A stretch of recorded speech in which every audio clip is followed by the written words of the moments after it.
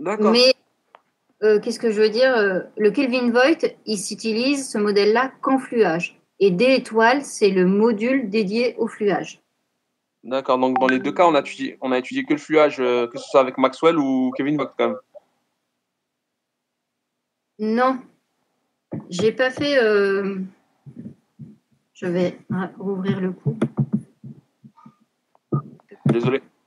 Non, non, il n'y a pas de souci. Hein. Hum.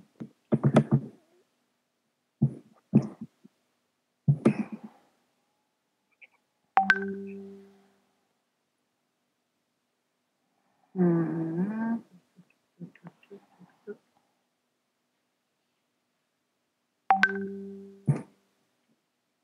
Alors, est-ce que je projette? Ouais. Ok. Vous voyez Maxwell là? Voilà, je vois Maxwell. Ok. Donc là, c'est quand on a traité Maxwell avec les notations complexes. Et Oui. c'est d'une manière générale, Maxwell là. J'ai pas Ouais, dit que je une expérience de relaxation. Mais quand je note E', E seconde, et E étoile, ce sont des modules adaptés à la relaxation. Et comme Kelvin Voigt ne peut pas se faire avec la relaxation, je suis basculée sur l'autre module complexe, D étoile. Mais en aucun cas, j'ai dit je résous cette équation différentielle dans le cadre d'une expérience de fluage ou de relaxation. D'accord, c'est pour ça que dans Kevin Vogt, on a deux fois, on a deux E' et deux E secondes. C'est pour ça que Kelvin Vogt, j'ai commencé à le traiter comme le cas précédent pour ne pas vous perturber, pour réappliquer la méthode, mais qu'après, je suis obligée de transcrire cette réflexion au module qui est adapté à ce modèle. Et le module adapté à ce modèle, c'est D étoiles, D' et D secondes. D'accord, d'où D étoile est égal à 1 sur E étoile. Pour passer de l'un à l'autre. Ok. D'accord, là, ok. Donc, d'accord. On a la formule générale. Vous avez d'abord mis la formule, on va dire, générale, et après celle qui est spécifique au modèle de Kevin Vogt C'est D avec la étoiles. synthèse. Voilà. Ok, merci beaucoup. Passage à pas.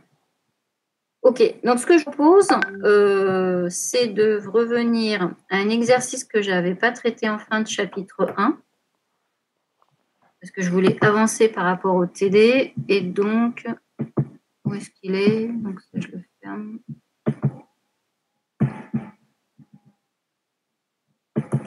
Donc ce petit exercice-là, voilà, c'est ce que je vous suggère qu'on termine là-dessus.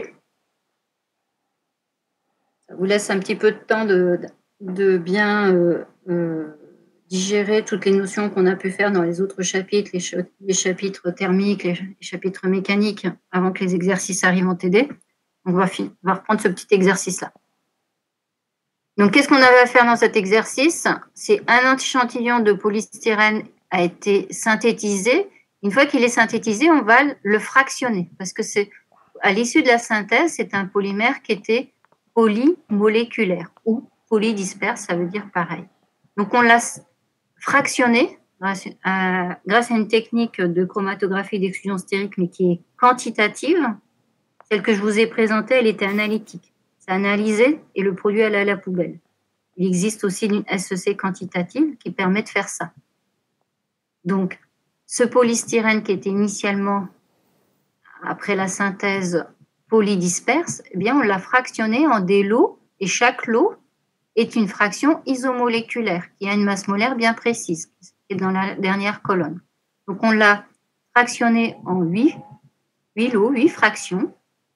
Chacune des fractions est isomoléculaire et ce tableau vous donne le pourcentage en poids que représente une fraction donnée. Donc les questions c'était, mais quel était Mn et Mw du polymère initialement, avant ce fractionnement? Donc il y a une question qui est facile, soit Mn, soit Mw, et l'autre qui est moins évidente. Donc je voudrais qu'on résolve cet exercice d'abord de façon littérale et qu'après on passe à l'application numérique. Alors je vous laisse chercher. À vous de jouer. Pendant ce temps-là, je regarde le DT.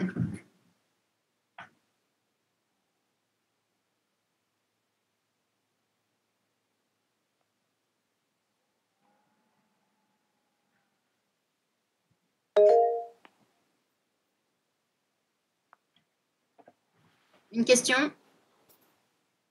Madame, j'ai une petite question, mais c'est pas par rapport à ça. Non, pas de souci. C'est par rapport au cours d'hier. En fait, vous avez mis un exemple d'ATG et il y avait 3 paliers et dans le dernier palier où vous avez marqué c'est le pourcentage des charges. Mhm. Mais est-ce que c'est comme ça tout le temps? Enfin, ça veut dire que Alors, le troisième palier, il y a toujours des pourcentages de charges? non, ça c'est un thermogramme qui est vraiment spécifique, par exemple, à du composite. Je fais une petite ouverture sur le module composite que vous aurez au second semestre. Pour un polymère, alors, par exemple pour la synthèse, vous n'avez pas de charge. Vous analysez votre polymère uniquement. Ok, bah, du coup, pour les Il y a des composites, pressions. Pardon? pour Oui, les pour les composites, il y aura toujours sur le troisième palier des charges? Ben, il y a le renfort. On va même parler de charge. Les charges, elles peuvent être. Dans le mot charge, ça désigne plusieurs choses. C'est tout ce qu'on rajoute, le mot charge. Qu'est-ce qu'on rajoute? On peut rajouter de la couleur. On peut rajouter un produit parce que le matériau final coûtera moins cher. Et puis, on peut rajouter des choses qui améliorent les propriétés mécaniques. Dans ce cas-là, on parle de renfort. Dans les composites, il y a forcément du renfort. Et le problème de couleur, de coût, ça, c'est un autre problème. Donc, en composite, on va travailler sur une matrice qui est mélangée à un renfort. Et donc, on peut exploiter la TGA pour déterminer la proportion qu'il y a entre la matrice et son renfort. Et là, pour améliorer les propriétés mécaniques de l'ensemble. OK? Ok. Et du coup, ça sera en général dans le dernier palier.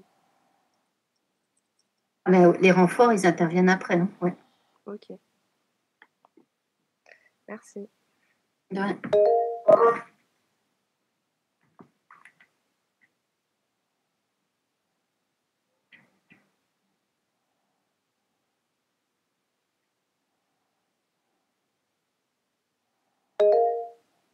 Oui, notre question? Oui, juste pour rebondir sur ce qu'elle a dit, Danushka. Les charges peuvent être décomposées avant et pas forcément au troisième palier, ou c'est toujours à la fin? Alors, si je pense à... tu parles des charges pour les composites? Oui, c'est ça. Oui. Donc, les renforts classiques vont être...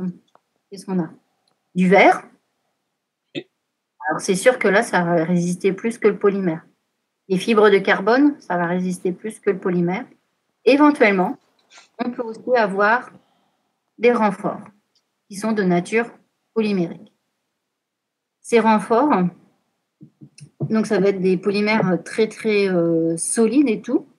Et donc, en règle générale, donc, eh bien, ils sont beaucoup plus résistants par rapport à la matrice utilisée. Donc, la réponse, c'est qu'ils interviennent après. D'accord. OK? Oui, ça marche. Merci.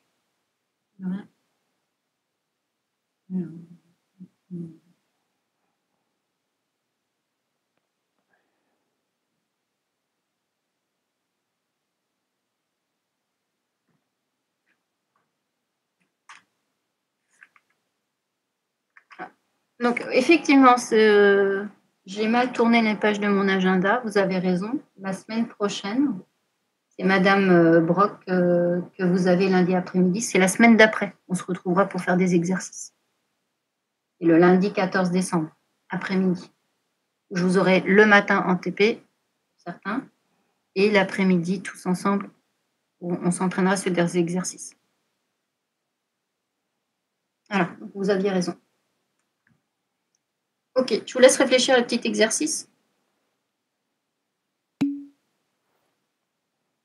Il y a une autre question?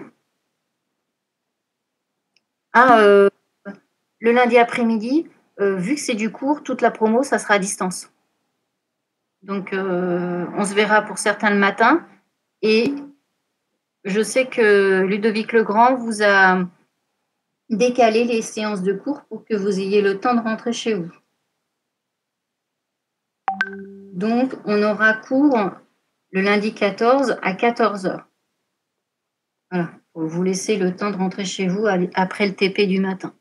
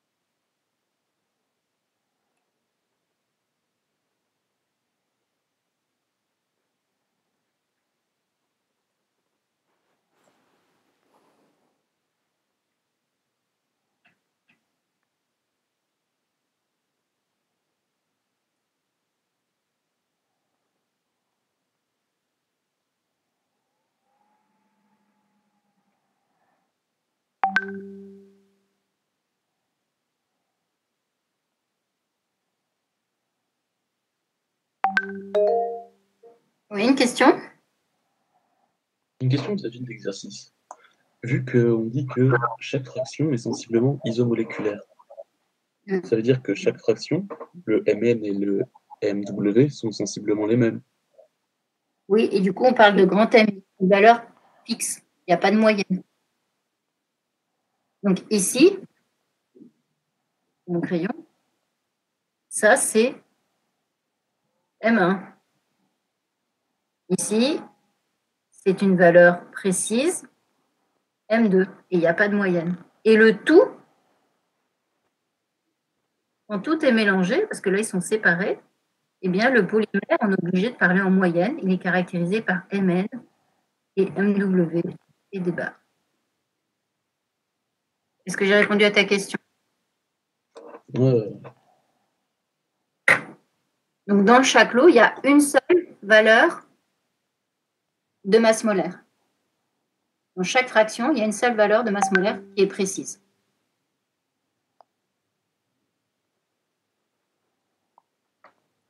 Quelle est la masse molaire facile à calculer? Est-ce que c'est Mn ou c'est Mw?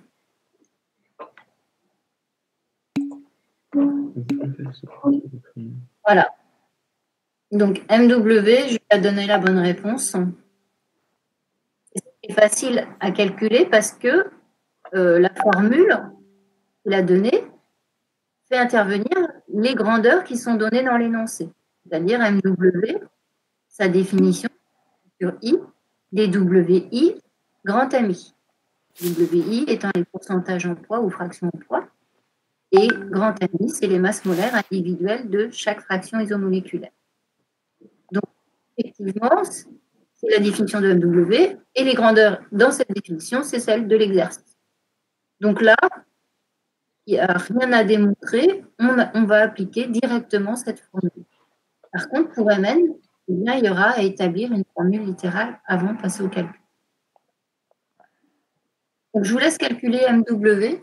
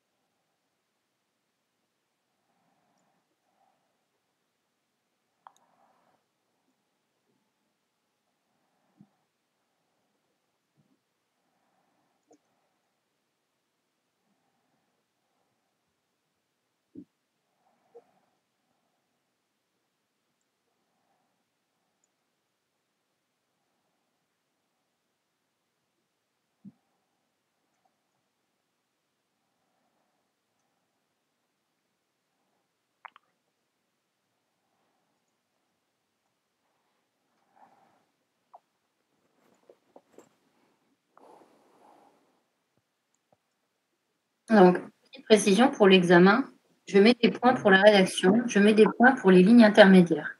C'est-à-dire, dans cette question pour MW, il y en a qui pourraient dire me donner une valeur numérique. Pas de bol, c'est fausse.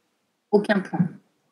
Par contre, vous m'avez rédigé des choses intermédiaires, vous m'avez donné la formule littérale MW, somme sur I des WMI. Si le calcul est faux, le calcul numérique est faux, je mets des points sur la formule. Donc, à rédiger, je vous assure des points. Et on écrit bien.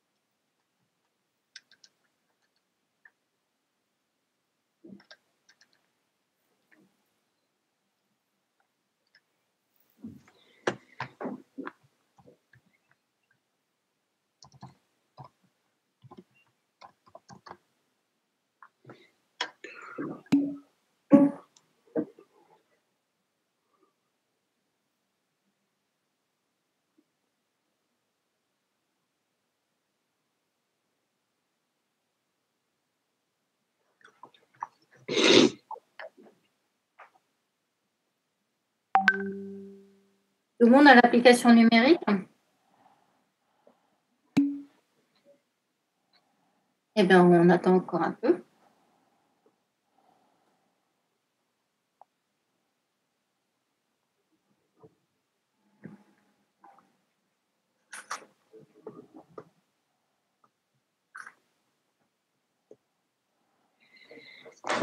Je vois pas comment calculer le truc.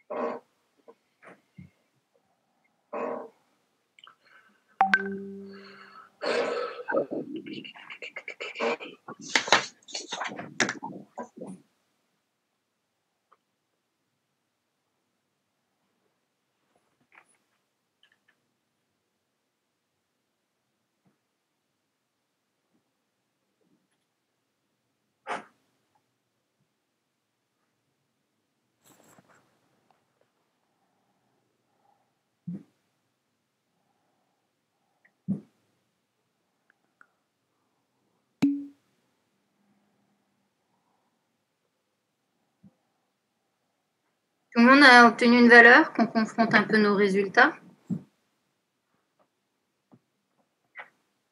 Donc, j'étais d'accord avec ce qui était dit dans le chat. On utilise la définition de MW, c'est somme sur I des WI MI.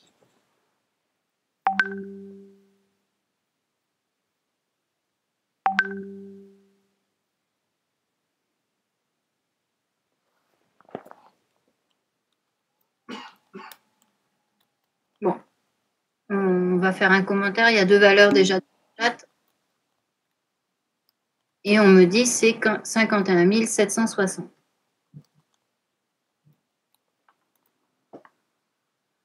On n'oublie pas les unités. On ne met pas d'unités, on perd des points. Une masse molaire, c'est des grammes par mol. Alors, j'ai 3 personnes qui ont 51 760. Est-ce que tout le monde dit ça?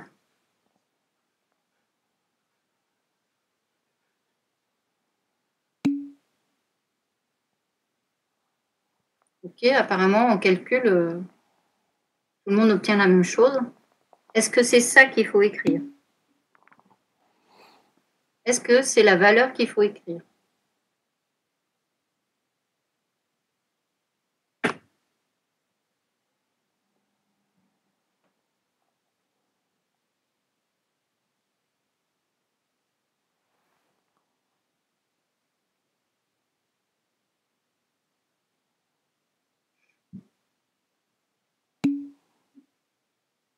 Alors, on est tous d'accord sur le calcul, c'est la bonne valeur. La question, c'est par exemple, vous auriez obtenu 51 760,26. Quel est le nombre numérique qu'il faut écrire au final? Alors, il n'y a pas de virgule, hein, je suis d'accord avec vous, ça fait 51 760.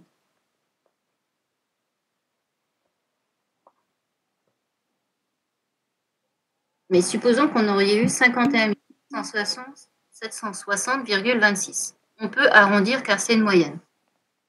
Oui, il faut arrondir.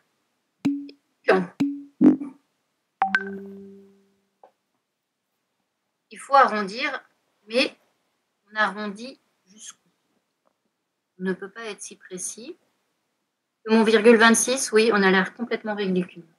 J'ai l'air complètement ridicule. Et vous? Que vous avez l'air ridicule en mettant 51 760? Elio, il nous propose 51 800. Mais effectivement, il faut arrondir. Et plus le polymère a une masse molaire élevée, et plus il faut arrondir. C'est-à-dire, donner une masse molaire avec une virgule, vous allez l'air complètement ridicule. Donner 51 760,26, là, on peut se moquer de moi. Donner, donc on ne met pas de virgule. Mais supposons que maintenant vous ayez 51 761. Le 1 est ridicule. La dizaine est ridicule. Sauf si vous aviez raté votre polymère qui fait 860. Là, vous pouvez, comme il est tout petit, vous pouvez être précis sur la dizaine. Enfin, c'est un polymère un peu raté. Hein.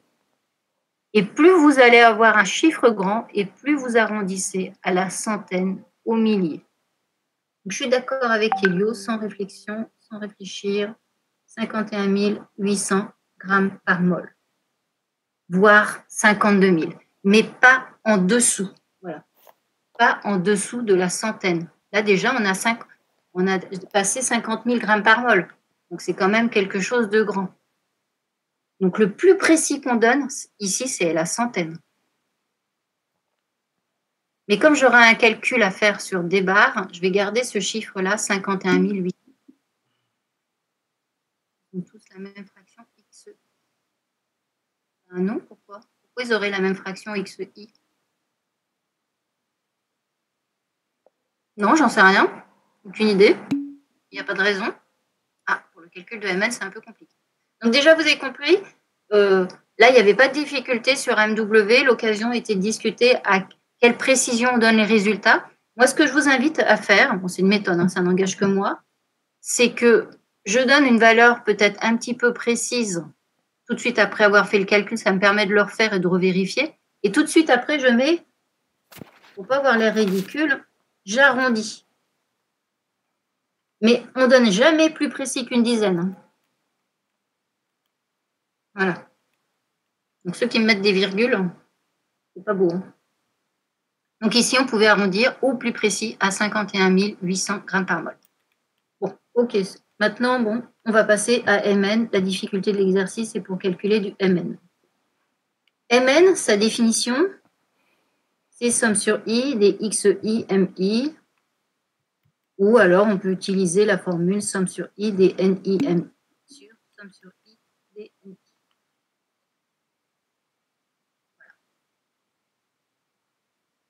Mn, c'est ça. Et là, pas de bol, c'est que cette formule n'est pas du tout exprimée en fonction des données du problème.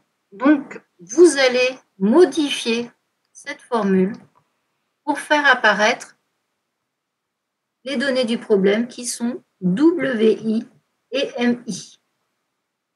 Et je veux qu'on travaille sur une formule littérale. Oui, une question?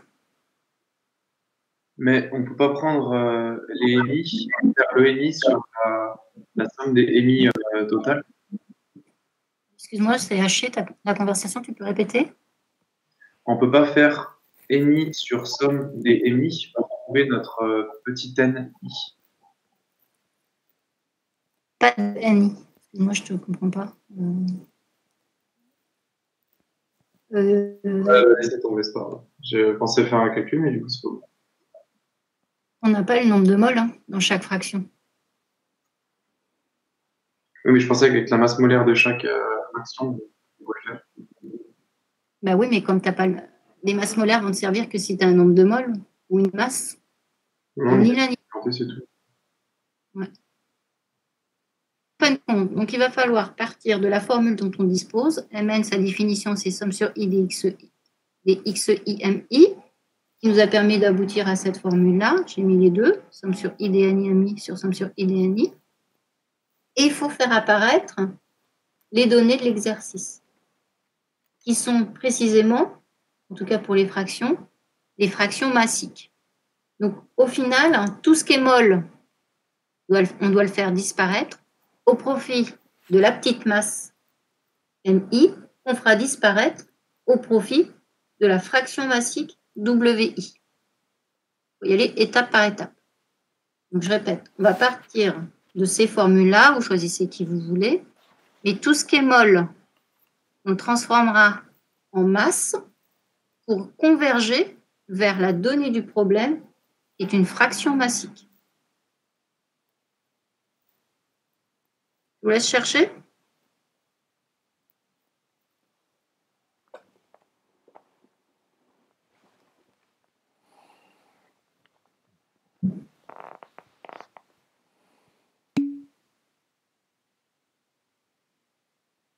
Non, Aurélien.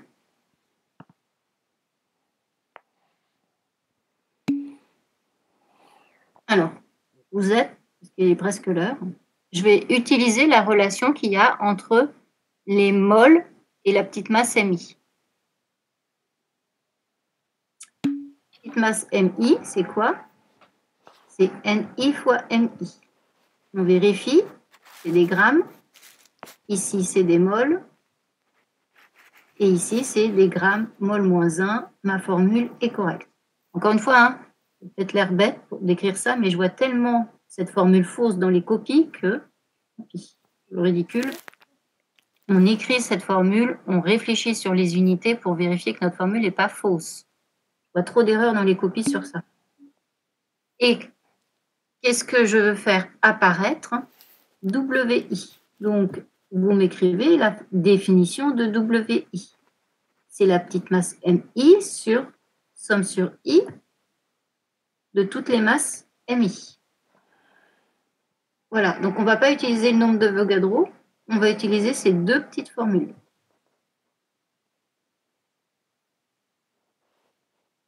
Pour arriver au bout à une nouvelle formule qui ne dépendra que des données du problème.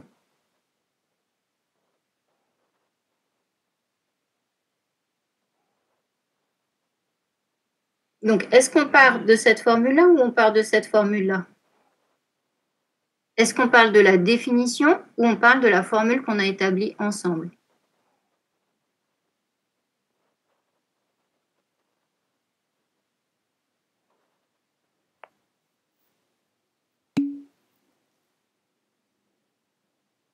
Non, on ne va pas parler de définition. J'ai aucune info sur les XI. Par contre, ici, j'ai des moles. Des moles, je suis capable de les transformer en petites masses. Les petites masses, je suis capable de faire apparaître une fraction en poids. Donc, on va partir de cette formule-là.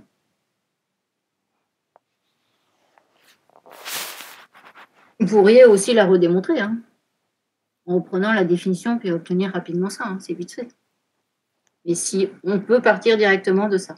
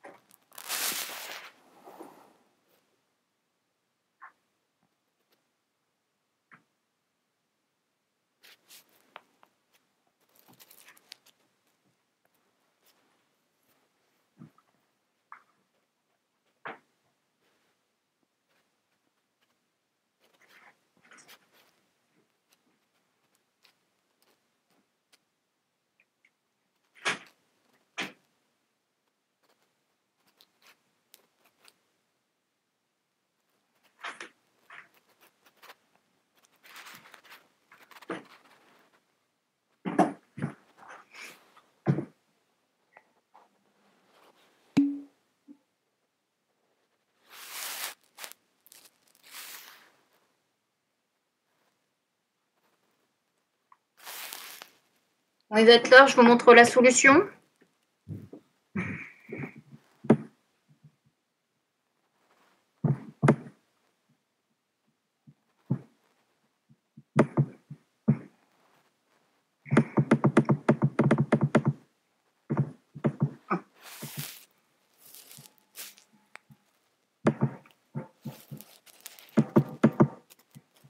Ok, alors il y a la correction de MW, on en a déjà discuté ensemble, c'est bon. Mn, c'est somme sur I des NI sur somme sur I des NI. Je vais faire disparaître les petites moles NI au profit de la petite masse MI, en exploitant la formule que j'ai dite tout à l'heure, MI égale NI-MI. Et je devrais converger pour faire apparaître WI, qui est égal à la petite masse MI sur somme sur I des MI. Et pour pas que ça vous trouble, cette somme-là, je dis que c'est la masse totale. Comme ça fait une somme au moins à traîner. Donc, je repars de formule de Mn. Le produit NI-MI, d'après cette formule-là, c'est la petite masse MI. Donc ici, il n'y a que la petite masse qui reste, tandis que là, ici, eh bien, je vais avoir la petite masse divisée par la grande masse, grand MI. Ça va, ça? J'ai fait disparaître les moles au profit des petites masses MI. Après, ce que je fais, je veux converger pour faire apparaître la fraction en poids. Donc, ce n'est pas la masse qui m'intéresse, mais c'est la masse divisée par la masse totale. Donc, ce que je fais, c'est que je vais diviser chaque masse par la masse totale. Et pour pas que mon équation précédente soit perturbée, ce que je fais en haut de la fraction, je le fais en bas. Et je peux le rentrer dans la somme puisque c'est une valeur numérique. Donc, ça ne dépend pas du I qui est ici. On est d'accord? C'est pour ça que j'ai fait disparaître cette somme-là, parce que des sommes dans des sommes, ça vous perturbe. Donc, somme sur I des MI, c'est une valeur numérique, c'est masse totale. Et du coup, je l'injecte au numérateur et au dénominateur. Ce qui me permet après de faire apparaître chaque ratio, MI divisé par masse totale, c'est un WI. Et j'ai un peu progressé. Donc en haut, il va me rester somme sur I des WI. En bas, je vais avoir, toujours la variable I, en bas, je vais avoir somme sur I des WI grand MI. Somme sur I des WI, c'est la somme des pourcentages. Ça fait 100%. Ou 1. On écrit 1. Par contre, en bas, il me restera somme sur I des WI sur grand MI. Et en aucun cas, là, c'est la boulette qu'on va écrire, ça n'a rien à voir avec somme sur I des, ça je le vois souvent, des MIW par I. Prenons un exemple. Toujours prendre un petit. Prenons un exemple. Tout ça, c'est parce que c'est des formules littérales que ça vous perturbe. 1 sur 2, plus 2 sur 3, plus 4 sur 5. Ce n'est pas égal à 2 divisé par 1, plus 3 divisé par 2, plus un 5 que j'écris, 5 divisé par 4. Voilà. Vous n'auriez jamais écrit cette égalité en prenant des valeurs numériques. Donc, on ne va pas se laisser perturber parce que c'est une formule littérale. Ça, ce n'est pas la même chose que ça.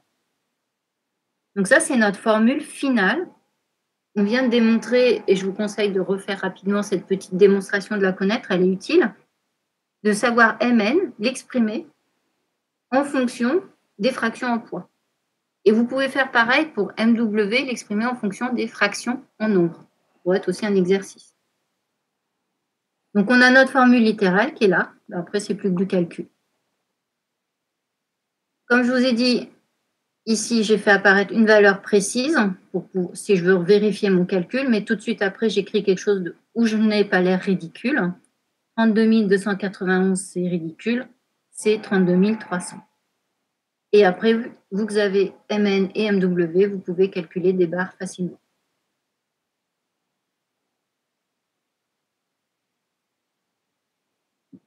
Est-ce que ça va?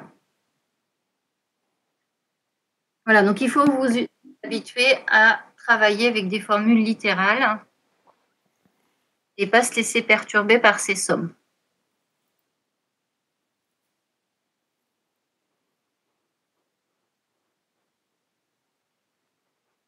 Ok, bon, bah, il est l'heure. Je vous dis bon appétit. Demain, donc, vous avez TD, de nouveau, 3 heures.